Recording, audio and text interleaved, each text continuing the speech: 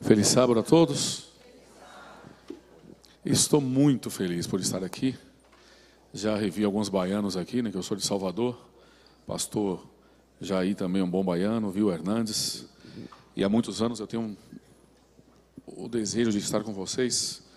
Eu recebi um convite aqui na época do Hernandes, tem uns 15 anos mais ou menos, de estar com vocês num retiro de carnaval, mas nunca deu certo. E eu estou muito feliz por estarmos aqui e vamos passar essa semana junto. Eu quero dizer para vocês que eu não creio em semana de oração. Eu creio numa vida de oração. A semana é uma semana de revivamento, é bom estarmos juntos.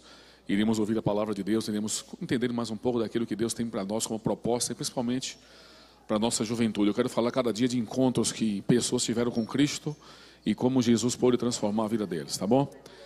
Ore muito. Nós estamos numa semana de oração, não é uma semana de pregação. É uma semana de oração e Deus certamente fará grandes coisas se nós orarmos juntos, ok? Eu quero aproveitar para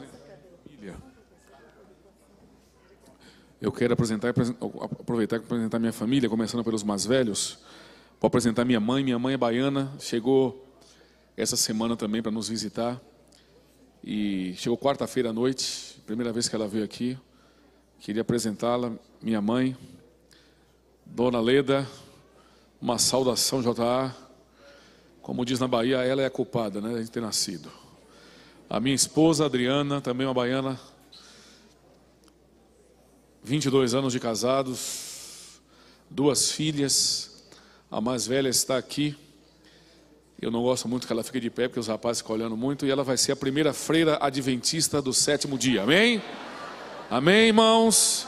Fala amém, irmãos? Amém. 14 anos, uma criancinha ainda, né? E a mais nova tem 8 anos, vai vir essa semana, ela está no Aventuri. Mas é uma alegria muito grande podermos estar juntos. Vamos abrir a Bíblia. 2 Samuel, capítulo 9. 2 Samuel. Obrigado, irmão. Som. Esse aqui não está funcionando.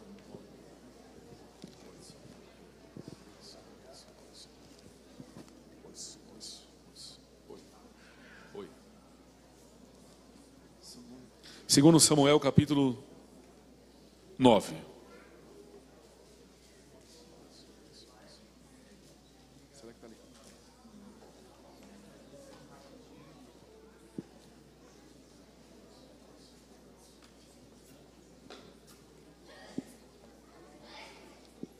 Segundo Samuel, capítulo 9.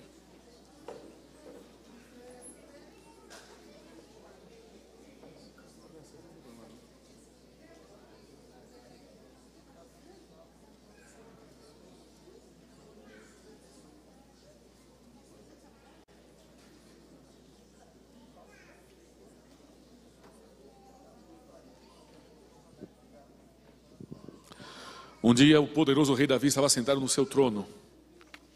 Essa é uma das histórias que eu mais gosto do Antigo Testamento. Davi estava sentado no seu trono e de repente Davi veio tomar-lhe um pensamento. Davi havia feito 2 promessas a 2 grandes homens. Um era o rei Saul, o outro seu filho Jonatas. Está no capítulo 9 do 2 Samuel. Então disse Davi: ainda resta porventura alguém da casa de Saul para que eu possa usar da bondade com ele por amor a Jonatas? E a Bíblia diz que havia um servo na casa de Saul cujo nome era Ziba. Chamaram que vieram até Davi e perguntou o rei: você é Ziba? E ele respondeu: sou eu mesmo, teu servo. Davi estava sentado no trono e lembrou-se de 2 promessas que havia feito. Uma vez Davi conversando com Jonatas, seu grande amigo, filho do rei Saul. No meio do bate-papo, Davi olha para ele. Jonatas sabia que Davi seria rei, que Deus havia rejeitado Saul. Ele entendia que a vontade de Deus é que Davi assumisse o trono. Aí de repente Jonatas conhecia Davi, sabia quem era Davi, sabia a força de Davi, sabia a força da guerra de Davi, sabia que Deus estava com ele. Aí Jonatas olha para ele e diz assim: meu amigo, me responde uma coisa, me faz uma promessa. Davi disse: bom, dependendo do que você quer. Ele disse: me prometa que no dia que você for rei, que você assumir o trono, você jamais destruirá da face da terra todos os meus descendentes. Promete? Davi não era um homem de misericórdia, de muita misericórdia, mas Davi era um homem de palavra.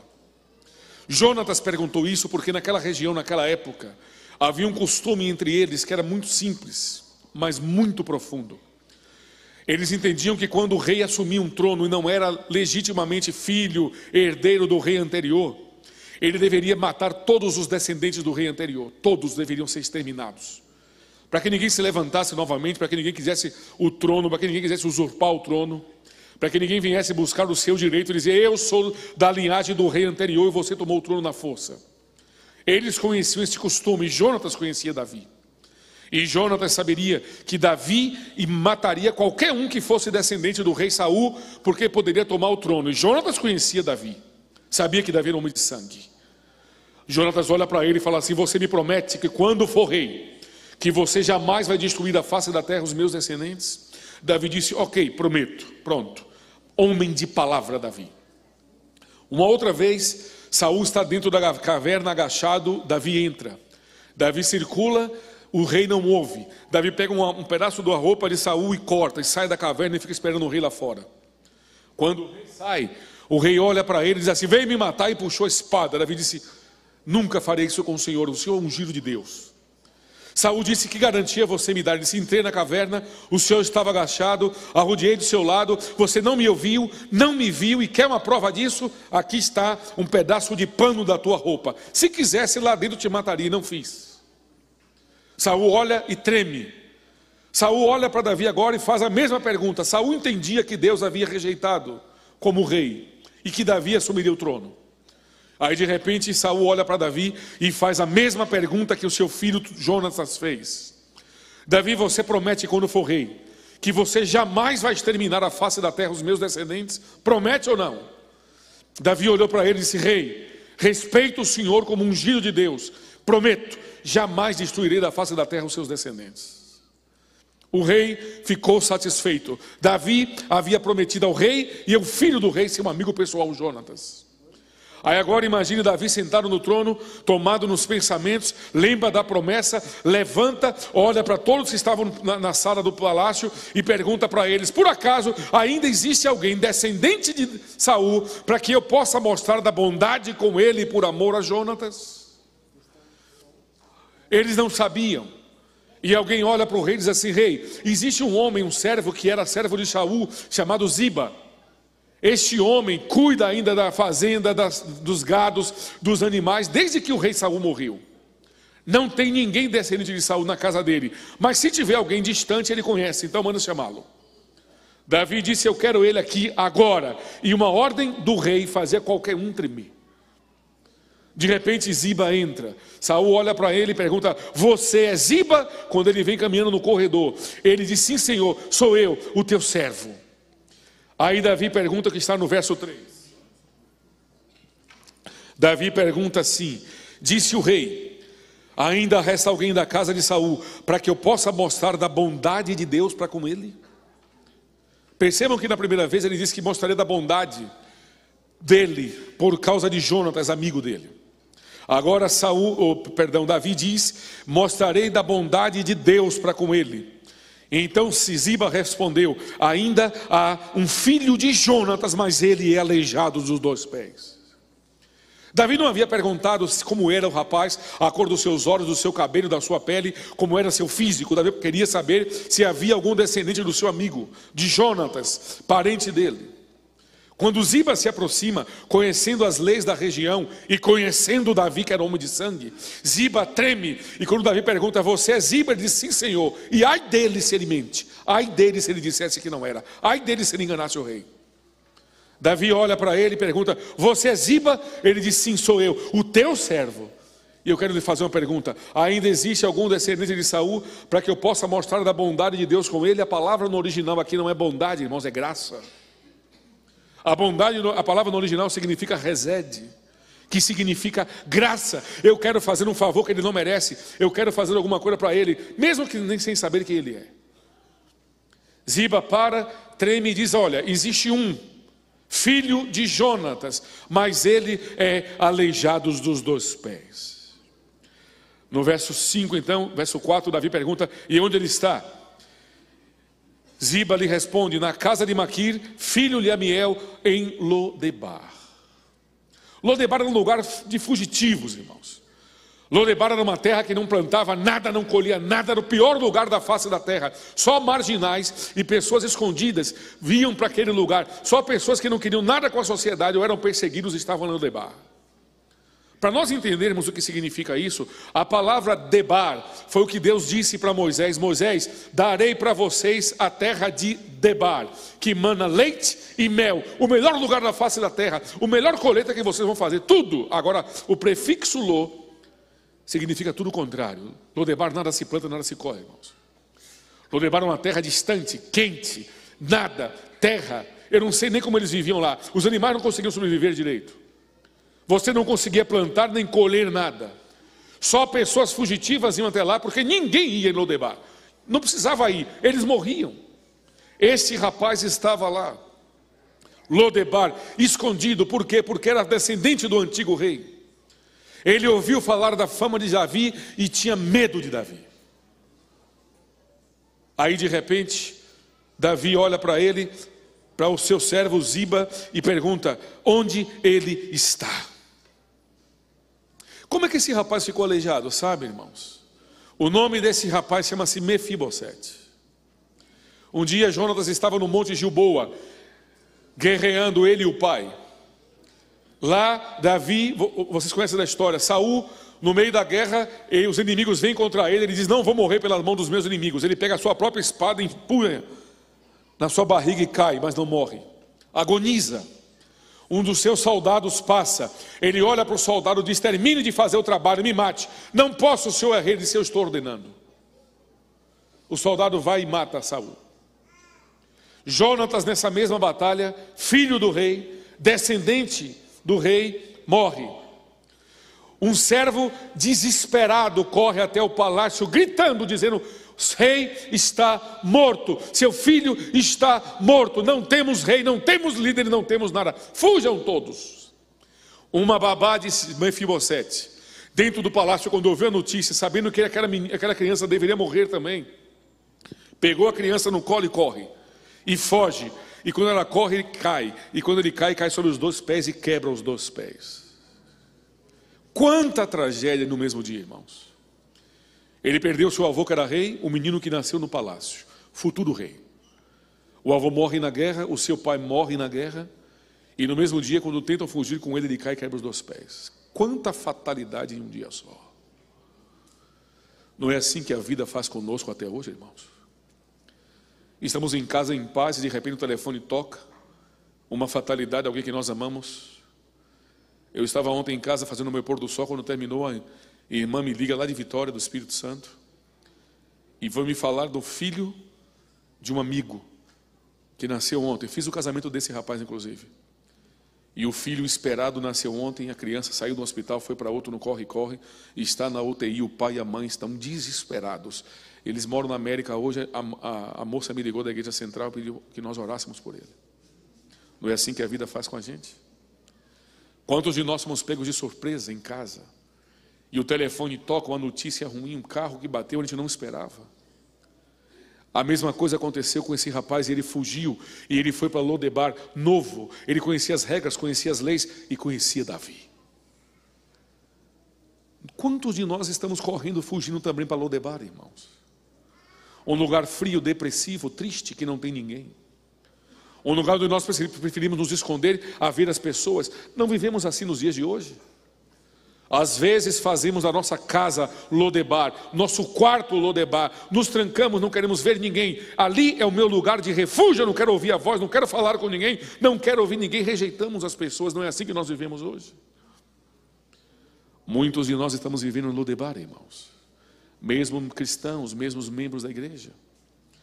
Às vezes nós queremos nos retirar e não ouvir ninguém. Às vezes a angústia, a depressão, a dor vem no nosso coração e nós fugimos até do próprio Deus. Davi olha para Ziba e pergunta aonde ele está. Lá na casa de Maqui, em Lodebar. Aí Davi disse: imediatamente vá buscá-lo. Você já imaginou essa história, irmãos? Agora imagine quando Ziba chega no lugar de Lodebar e olha e diz assim: amigo Mefibosete, o rei mandou buscá-lo, a carruagem do rei está aqui, trema, porque você vai na presença de Davi. E sabe quem era Davi, irmãos? Vocês conhecem a história? Sabe esse soldado que quando Saul disse: termine de me matar. Matou, ele foi contar a história a Davi, e Davi cortou a cabeça na hora. Este era Davi, irmãos. Um rapaz jovem que matou um gigante e não satisfeito cortou a cabeça do gigante para mostrar a todos. Este era Davi, irmãos. Davi era temido por qualquer um. Aonde Davi estava, todos tremiam. Sabe o que Deus disse de Davi, irmãos? Está no Salmo 89, do verso 20 ao 24. Deus disse isso de Davi. A partir do verso 20, Deus diz: eu escolhi Davi, o meu servo, para ser rei. E como prova da minha escolha, eu derramarei o meu santo óleo sobre a sua cabeça, disse Deus. A minha mão confirmará as ações de Davi, e o meu braço será a sua força, e ele nunca será apanhado de surpresa pelos seus inimigos, e nunca será derrotado, disse Deus. Davi não conhecia a derrota. Davi era um vitorioso. Qualquer um, quando ouvia dizer que o exército de Davi estava vindo, ou que eles deveriam atacar o exército de Davi, tremiam. Ele podia estar com 2 homens lutando, ele venceria uma guerra. Deus disse no verso 23: eu mesmo destruirei os seus inimigos e castigarei os que odeiam Davi. A minha fidelidade e o meu amor cuidadoso estarão sempre com Davi, e ele se tornará forte e poderoso graças a mim mesmo, disse o Senhor. Você teria coragem de guerrear contra um homem desse, irmãos? Que Deus estava com ele. Aliás, Davi disse: o Senhor batalha as minhas batalhas. E quem batalha as nossas batalhas? As nossas incertezas, as decisões que temos que tomar todos os dias. A quem nós clamamos? A quem nós servimos? Davi nunca perdeu uma guerra, irmãos. Agora Davi diz: mande chamar esse rapaz, porque eu quero mostrar da graça de Deus com ele. Graça, todos nós sabemos que é um favor imerecido, irmãos. É você fazer o favor a alguém que não merece nada, que não tem mérito, não tem como pagar, e você vai e abençoa esta vida. A Bíblia continua dizendo, irmãos, no verso 6: vindo Mefibosete, filho de Jonatas, filho de Saul, até o rei Davi, ele inclinou-se e prostrou-se com o rosto na terra. E então Davi disse: você é Mefibosete?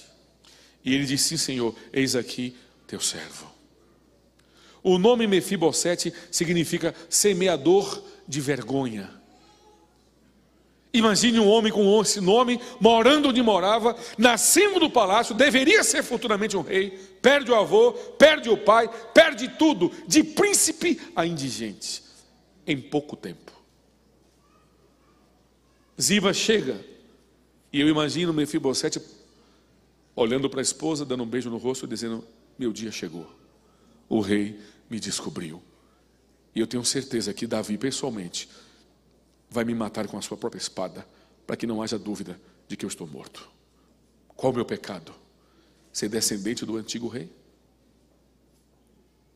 Eu imagino Mefibosete olhando para o filho, beijando, dizendo: filho, o pai te ama. Ele tinha um filho de 5 anos, chamado Mica. E Mefibosete disse: eu morrerei, mas não vou falar para ninguém que eu tenho um filho, porque senão o rei vai mandar matar meu filho também. Que sorte a nossa, que culpa nós temos por sermos descendentes do rei. Ele entra na carruagem, cada metro da viagem ele tremia e chorava, sabendo que ia se encontrar com a espada do rei Davi. Davi não era um homem de misericórdia, irmãos, e qualquer um tremia na presença dele. As portas se abrem, Mefibosete vem pelo corredor. Quando Davi vê aquele homem, ele sabia que era Mefibosete, ele era aleijado. Não sei se ele entrou de muleta, se alguém trouxe pelos braços. Quando ele entra, Davi levanta, os olhos inflamados. Davi nem espera ele chegar, pergunta: você é Mefibosete? E ele treme. A Bíblia diz que ele se curva, ajoelha e coloca a cabeça no chão, como os judeus fazem quando vão orar a Deus, reverência. Ele estava dizendo naquele simples ato que não queria nunca usurpar o trono, e nem podia, porque alguém com defeito físico jamais poderia ser rei, jamais poderia ser sacerdote. Se eu estivesse naquela época usando óculos, não podia ser pastor. Quando Davi olha para aquele menino e ele cai de joelhos e coloca a cabeça no chão, ele está dizendo: rei, olhe para mim, eu não posso assumir o trono fisicamente e não quero assumir o trono, você é rei. Porque ele se curva e diz: aqui está teu servo. com o rosto em terra, como os judeus oram a Deus. Davi olha para ele e pergunta: você é Mefibosete? E ai dele se ele diz um ai, Davi se levantaria e empunharia a espada. Sabe o que mais lindo nesse texto, irmãos? É a partir do verso 7. Então disse Davi: não temas, porque eu usarei da graça de Deus com você, por amor a teu pai. Eu vou restituir todas as terras que era de Saul, teu pai. E a partir de agora, todos os dias, você sentará comigo e comerá pão na minha mesa. Que coisa extraordinária, irmãos. Ziba era servo de Saul. Ziba tinha 15 filhos e 20 servos. Esses todos trabalhavam nas terras e nas riquezas do rei Saul. Imagine quantas coisas ele deixou. Davi olha para Ziba ao lado de Mefibosete e diz: Ziba, a partir de hoje, Mefibosete, me escute, levante-se. Tudo que era do seu avô é seu. Entendeu, Ziba? E ele treme e diz: sim, senhor, meu rei. Fazenda, gados, frutas, tudo que você plantar, tudo que você vender, todo o dinheiro, a partir de hoje, é desse menino, Mefibosete. Você entendeu, não entendeu? Ele diz: sim, senhor. E o rei olha para ele e diz: Mefibosete, meu filho, a partir de hoje, todos os dias, você sentará comigo e comerá pão na minha mesa. Ninguém sentava na mesa do rei, irmãos. Ninguém. A não ser filhos legítimos ou amigos pessoais. Além desses, ninguém sentava na mesa do rei. Sabe quem sentava na mesa do rei, irmãos? Ali era um lugar de honra. Comer junto com o rei era impossível praticamente. E qualquer um homem no mundo teria o prazer e a alegria de sentar na mesa para comer com o rei Davi. Sabe quem era ele? O rei mais amado e mais poderoso que o mundo já conheceu. Sabe quem era ele? O rei que Deus disse: eu lutarei as guerras de Davi. O rei que Deus disse: nunca você perderá uma batalha. Aqui numa história do rei Davi. Aqui é a história do rei Davi. Aqui é a história de Deus, a história de Cristo na vida de um pecador. Davi olhou para aquele homem e disse: não tenha medo, eu não vou matar você. Eu vou convidar você e vou restituir tudo que você deveria ter como herança do seu avô, e vou pedir que todos os dias você sente comigo e coma pão na minha mesa. Você já imaginou que é comer pão na mesa do rei, irmão? Sabe quem sentava na mesa do rei? 3 amigos pessoais do rei, que eram os 3 valentes de Davi. Davi tinha 300 valentes, 33. Esses 3 eram os mais especiais, os mais guerreiros, os que demonstraram amor por Davi. Imagine a mesa, o rei sentado. Olhe para o corredor, irmãos. Sabe quem vem caminhando para sentar na mesa? Um homem chamado Josebe Bassebete, o Taquemonita, o primeiro dos 3 valentes. 300 desses 300, 30 dos 33. Havia homens que mataram 100 pessoas em batalhas, mas não fazia parte dos valentes de Davi. Esses 3 eram os 3 valentes de Davi. Quando você olha para o corredor, irmãos, vem caminhando para sentar na mesa Josebe Bassebete, o Taquemonita, um guerreiro. Uma vez houve uma batalha. O exército inimigo partiu para cima do povo de Deus. Davi estava ali. Este homem passou na rua, pegou uma lança e guerreou a favor do rei. Sozinho matou 800 homens por amor a Davi. Ele falou: você não precisa guerrear, rei. Eu vou vencer a batalha por você, mas ninguém toca no meu rei. Este homem sentava na mesa porque tinha direito, deu a vida pelo rei, amigo pessoal do rei. Tinha tudo para poder sentar na mesa, tinha mérito. Olhe para o corredor, irmãos. Eleazar vem caminhando no corredor, sorridente, um guerreiro. Senta-se à mesa do rei. Tinha direito, amigo pessoal do rei, deu a vida. Sabe o que esse homem fez? Uma vez houve uma peleja contra o povo de Deus. Este homem estava tão enfurecido que ele puxou a espada. E ele disse que veio um exército lutar. A Bíblia diz que do nascer ao pôr do sol, ele lutou sozinho, com uma espada na mão. Ele estava tão louco, quando terminou a luta, que ele matou todos. Quando o sol se pôs à noite já, Ele tremendo, ele estava tão louco que a Bíblia diz que a espada estava entranhada na mão dele, que os homens soldados tiveram que acalmá-lo e abrir suas mãos, porque estava na lâmina da espada. Ele deu a vida pelo rei, irmãos. Esse homem tinha direito a sentar na mesa do rei. José e Batsebete, Eleazar. Olha para o corredor, irmão. Sabe quem veio sentar na mesa agora? Samar. Uma vez o povo de Deus tinha uma lentilha, uma plantação de lentilhas, e o exército inimigo veio invadir e tomar. Os soldados, quando viram o número do exército inimigo, fugiram. Samar ficou sozinho, disse: ninguém toca no pão que meu rei come à mesa, ninguém rouba a lentilha do meu rei Davi. E ele foi lutar contra aqueles homens, e ele sozinho matou todos, se eu não me engano, 600 homens. Esses 3 homens sentavam à mesa do rei porque tinham direito, eram amigos pessoais do rei. Aliás, eles deram a vida pelo rei. Aliás, sabe o que eles fizeram uma vez?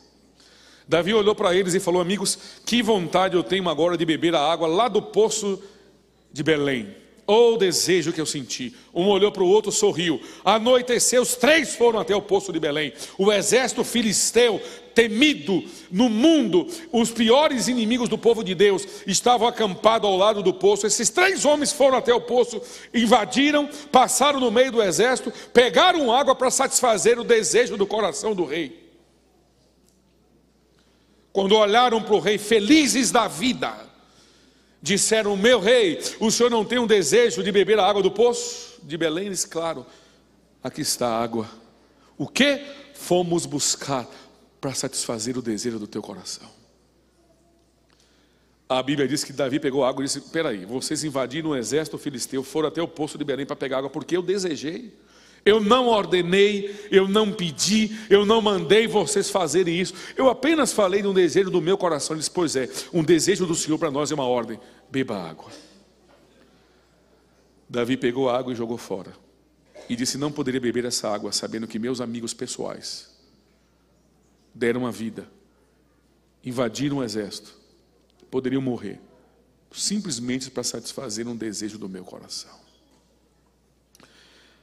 Vocês imaginaram quão bom seria, irmão, se nós satisfizéssemos o desejo do coração do nosso rei? Se nós soubéssemos um desejo do coração de Cristo e já corrêssemos para fazer a vontade dele? Já imaginaram, jovens, se nós satisfizéssemos o desejo do coração de Cristo quando nós olhamos o que olhamos no celular, na TV, os bate-papos que nós temos? Não precisa ele ordenar nem dar mandamentos. Era só entendermos que é um desejo do coração do nosso rei, do nosso pai, nós corrermos até ele e satisfazer. Já pensaram sobre isso? Esses 3 homens tinham direito de sentar na mesa, amigos pessoais do rei, irmãos. Davi tinha 18 filhos. Davi tinha 17 homens. Esses 6 nasceram em Hebrom e 11 nasceram em Jerusalém. Tamar não está na genealogia porque mulher não entrava. E nós sabemos que Tamar é filha do rei porque ela está naquela história, naquele incidente com seu irmão. Ali ela é citada. Olhe para o corredor, irmãos. O capítulo 8, no último verso, diz que os filhos de Davi eram ministros do exército de Davi. Sabe quem tinha direito de sentar na mesa? Amigos pessoais ou filhos. Olhe para o corredor. Sabe quem vem caminhando para sentar? Aminon, o filho mais velho de Davi. Espirituoso, irmãos. Líder do exército de Davi. Inteligente. Ele vem caminhando, orgulhoso pelo pai que ele tinha. Orgulhoso de contar para qualquer um que o pai nunca perdeu uma batalha. E eu sou líder desse exército. Entra Aminon e senta à mesa e tinha direito. Filho do rei, filho de sangue legítimo, tinha direito de sentar na mesa. Agora olha para o corredor, irmão. Sabe quem vem se aproximando? Joabe. Joabe era Mister Universo. A Bíblia diz que ele era musculoso, de pele bronzeada, atraente.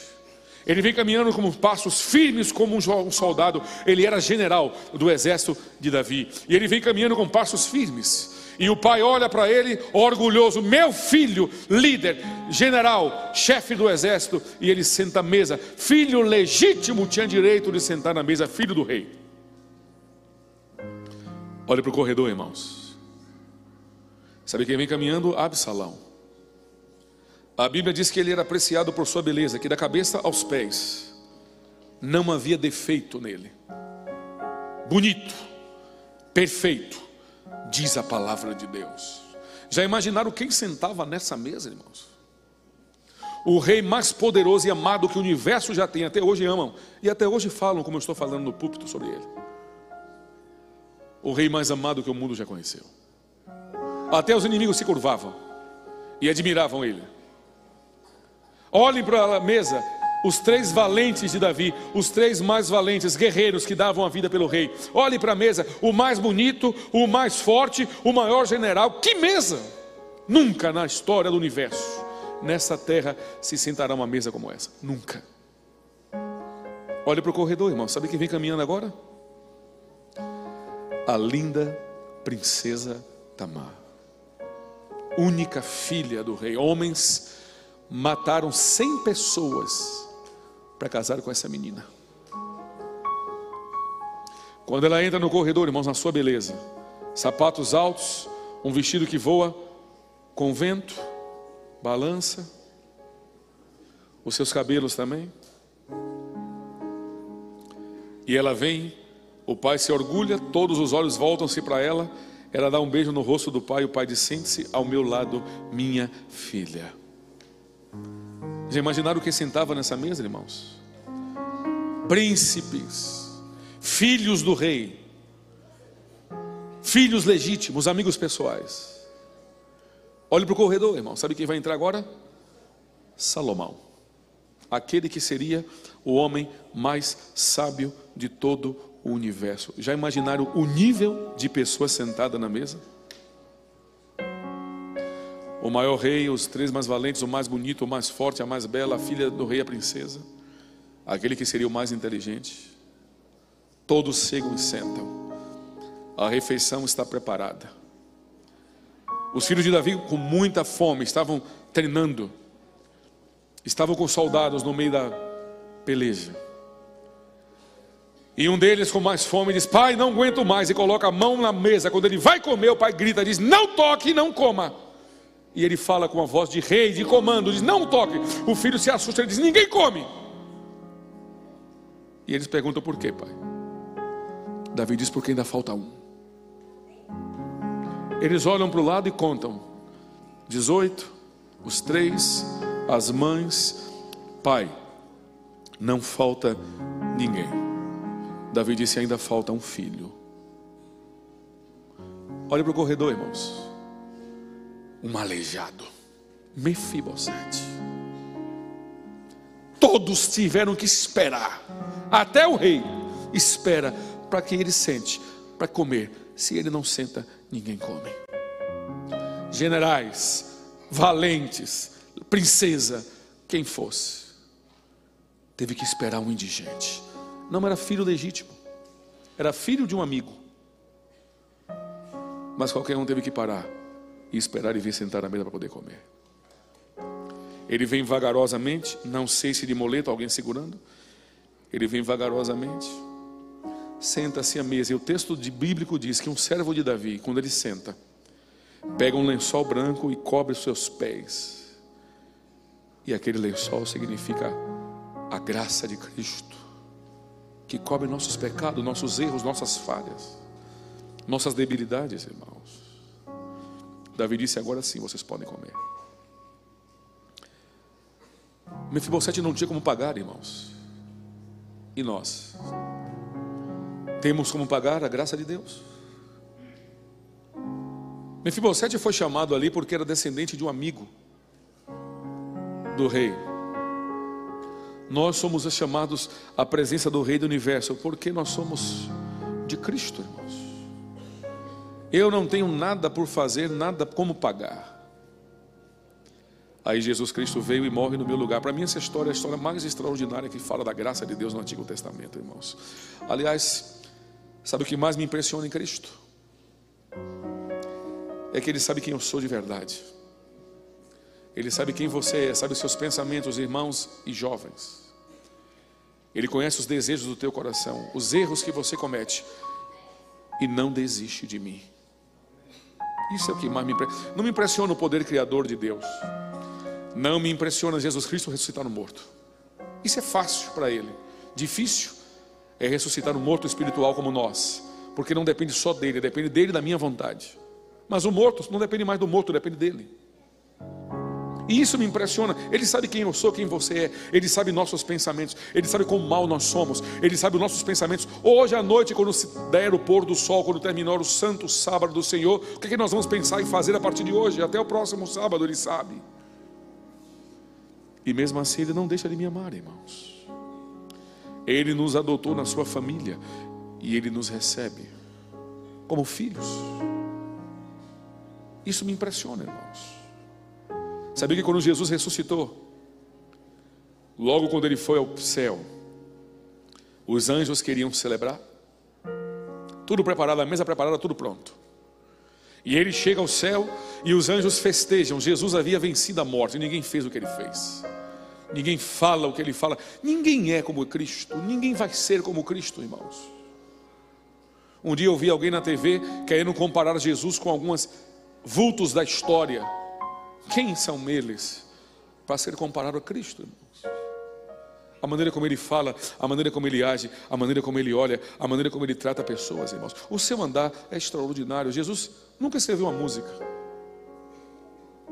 mas os maiores compositores do mundo todos os dias se curvam, escrevem hinos e hinos para exaltar o nome dEle. Eu nunca vi, e eu nunca vou ver um homem como Cristo. Nunca, nunca.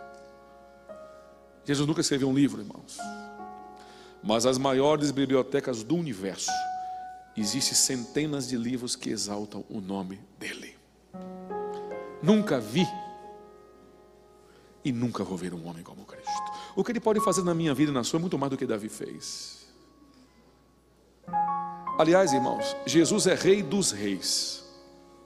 Havia um costume, e ainda há em algumas culturas, que quando o rei vai pisar no chão, fora do palácio, se estende um tapete vermelho para o rei andar sobre ele.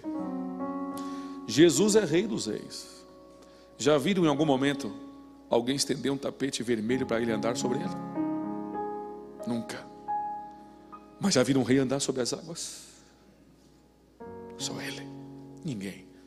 Ninguém é como Cristo. Eu nunca vi e nunca vou ver na história um homem como Cristo, irmãos. Vencedor da morte, nosso Salvador, a quem eu devo me prostrar perante Ele, como fez Mefibosete, a quem eu devo dizer sou seu servo e ser, a quem eu devo passar por barreiras, exércitos, inimigos e chegar até Ele para satisfazer os desejos do coração dele. Ele chega no céu, os anjos provaram agora o amor de Deus quando viram o Filho de Deus morrendo na cruz. Os anjos não tinham uma prova concreta, os anjos ouviam, viram. Mas quando eles viram o Filho de Deus vir ao mundo, viver como viveu e morrer por pecadores como nós, isto é graça, irmãos. Os anjos choraram, se maravilharam, disseram: Deus é amor, o universo. Aí Ele chega no céu, tudo preparado, a mesa pronta, a festa preparada. Os anjos disseram: vamos celebrar. Ele diz: não. Mas o Senhor venceu. Não. O Senhor é Rei dos reis. Não. Por que não? Porque meus filhos não chegaram para sentar na mesa. Enquanto eles não sentarem, ninguém come. Nós somos aleijados espirituais, irmãos. Nós somos indignos. Nós não merecemos nem falar o nome do nosso Rei, e Ele nos convida a sentar na mesa para comer com Ele. Eu sonho com esse dia, irmãos. Isso é graça. A graça de Deus convida perdidos, humilhados, rejeitados, para sentar na presença dEle. Sabe nos versos da Bíblia que eu mais gosto? Onde abundou o pecado, superabundou a graça. Nunca vi e nunca vou ver na história um homem como Cristo, irmãos. A irmã Mate teve uma visão, uma mesa de prata imensa de quilômetros, e ela disse que viu ali uvas, outras frutas na mesa de prata. Terminando o culto no sábado, nós iremos sair da cidade santa e iremos sentar na mesa, os salvos, para comer o fruto da árvore da vida, que cada mês dá um fruto diferente. Imagine uma mesa enorme, nós sentados, e nós iremos pegar o fruto para comer. E quando nós formos comer o fruto, nós vamos olhar para a árvore da vida. E sabe qual é o nome que se dá para a árvore da vida no grego? em Apocalipse? Existem duas palavras para madeira na Bíblia. Uma é usada para qualquer tipo de coisa feita de madeira, menos cruz. Banco, púlpito, cadeira, tudo, qualquer coisa é uma palavra. Sabe qual é essa palavra no original grego? Para cruz, cross. Ela não pode ser usada em outra coisa a não ser na cruz. Nós vamos sentar na árvore, na mesa de prata, e nós vamos pegar o fruto e vamos comer. E nós vamos olhar para a árvore da vida. Sabe qual é o nome da árvore da vida em grego, em Apocalipse? Cross. Quando nós sentarmos na mesa para comer o fruto, nós vamos olhar para Cristo. E nós vamos entender que nós estamos ali, não porque somos dignos, bons, filhos de quem for. Nós estaremos ali graças à graça de Cristo. E nós iremos olhar para a árvore da vida e iremos lembrar que um dia existiu uma cruz. E nós vamos ver marcas no seu corpo, na sua testa, nas suas mãos. E nós iremos entender que só sentamos na mesa com o Rei, graças ao Filho de Deus. Nós não somos dignos, mas nós somos convidados a sentar na mesa, irmãos. Anjos têm que esperar eu e você aleijado chegar. O Rei nos espera para sentar na mesa, irmãos. Não tem alegria para Ele se nós não tivermos. Pode ter anjos, pode ter quem for, mas se você não estiver lá, não tem festa. Isto é graça. Eu fui pastor no meu último distrito, chamado Linhares, no Espírito Santo, e conheci um rapaz chamado Eliakim. Hoje ele é advogado, um menino líder de igreja. Casou em janeiro, eu até faria o casamento dele, mas quando eu vim para cá não deu. Ele aqui era muito novo ainda e ele tinha um carinho muito grande pelo pai dele. O pai dele, líder de igreja, cantava na igreja muito. Um dia o pai dele fazendo uma laje, passou mal, caiu no chão, levaram para o hospital. Fizeram alguns exames e a primeira ordem do médico foi: ele não pode se aproximar do filho. A gente não sabe qual é o problema dele, se passar, for contagiante. Então a ordem é essa. Agora, como é que você separa um pai de um filho de um pai? Como é que você diz para uma criança: você não pode mais abraçar seu pai, ver seu pai? Como é que você fala? Ele tinha mais ou menos uns 6, 7 anos de idade.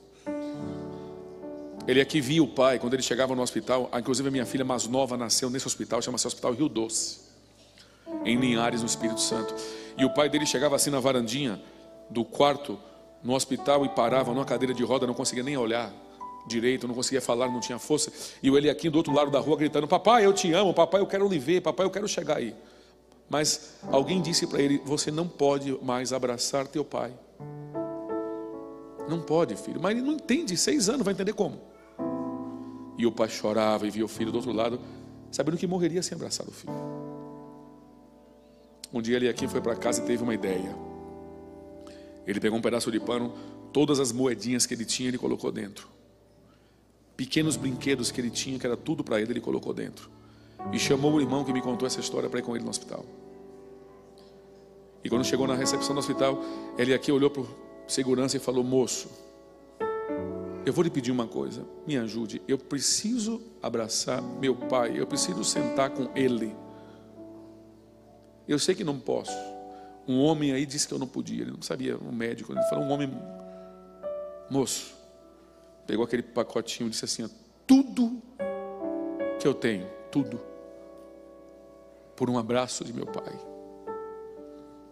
O segurança disse: filho, eu fui proibido de deixar você entrar, mas se eu não deixar, eu não vou dormir mais nunca em paz, entendendo que eu não permiti um filho abraçar o pai. Não precisa, entra. Eu não quero o seu dinheiro, vai abraçar seu pai. O que você daria, irmão e jovens, para abraçar seu pai? O que você teria coragem de fazer e abandonar seus erros e pecados, para um dia sentarmos na mesa de prata, olhar nos olhos de Cristo e comer do fruto da árvore da vida e nos lembrarmos que um dia Ele morreu por nós na cruz do Calvário? Você daria tudo? Você deixaria de ver as pornografias no seu celular? Você deixaria de ficar no seu bate-papo que não é devido? Você faria do sábado realmente um dia do Senhor e não um dia do Senhor só de manhã?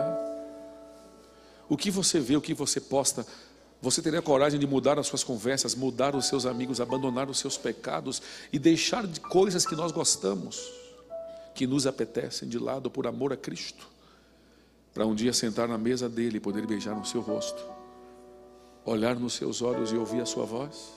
O que você faria por amor a Cristo? Nós vamos ouvir um hino agora que é um dos mais lindos que eu já ouvi na minha vida. E esse hino fala da graça de Cristo. Eu queria te pedir que você ouvisse esse hino, cantasse com a gente e dissesse: Senhor, eu não estou bem, eu quero começar essa semana. Não quero uma semana normal, uma semana de oração só para eu ouvir, assistir culto, ouvir sermão. Não, eu quero mudar. Deus, o meu problema é o meu celular, eu preciso mudar com ele. Deus, o meu problema são minhas palavras, meus pensamentos, as amizades que eu tenho. Eu não sei qual é o seu problema, a sua dificuldade, Deus sabe. Mas uma coisa eu sei, irmãos e queridos amigos: não deixe de sentar na mesa por causa de Lodebar, por causa da depressão, dos problemas, da dificuldade, dos erros, da sua insegurança. Não deixe de querer sentar na mesa porque você tem um problema, não físico como aleijado, mas espiritual. E você já está decidido a deixar Cristo. Mas sem Cristo não tem jeito, não tem perdão, não tem como sentar na mesa. Me diz uma coisa, irmãos. Era semana eu vou repetir isso. Quem te disse que Deus não repete milagre? Me mostra aqui. Ah, porque Deus fez um milagre e não faz outro. Eu quero aqui, porque um dia Ele multiplicou pães e peixes. E quando precisou a segunda vez, Ele multiplicou de novo. E se precisasse 3, 10, 1 milhão, Ele faria. Porque Ele é Deus, irmão, Ele faz o que Ele quer. Não limite Deus, tá bom? Não limite Deus. Não coloque Deus dentro dessa caixinha aqui e ache que Deus é como você acha que Ele é. O problema nunca foi Deus, mas sempre fui eu. Eu limito as bênçãos, os milagres, a grandiosidade de quem Ele é. Eu limito, porque meu Deus não tem limite, irmãos. E eu quero te dizer uma coisa nessa manhã: abrace a graça de Cristo. Se jogue nos braços dele e diga assim: eu sou um pecador, essa semana eu quero mudar, eu quero orar mais, eu quero abandonar isso, eu vou lutar. Deus, não vai ser fácil e você vai cair de novo, vai. Quem te disse que Deus não perdoa o mesmo pecado mais de uma vez? Eu quero ver na Bíblia, não quero dizer eu acho, não interessa, eu quero ver Bíblia. Quem disse? Ele perdoa quantas vezes Ele quiser. Então Ele é mentiroso, porque Ele falou: Pedro, você deve perdoar 70 vezes 7. E se Ele falou e não fez, Ele é hipócrita. Ele nunca poderia ser hipócrita. Jesus lhe ama, irmão, e a graça de Cristo está estendida. Cante sobre isso, louve esse Deus, viva esta graça. E muito em breve estaremos sentados com Ele, comendo o fruto da árvore da vida, olhando para Ele e dizendo: glória, glória, glória ao Senhor. Amém.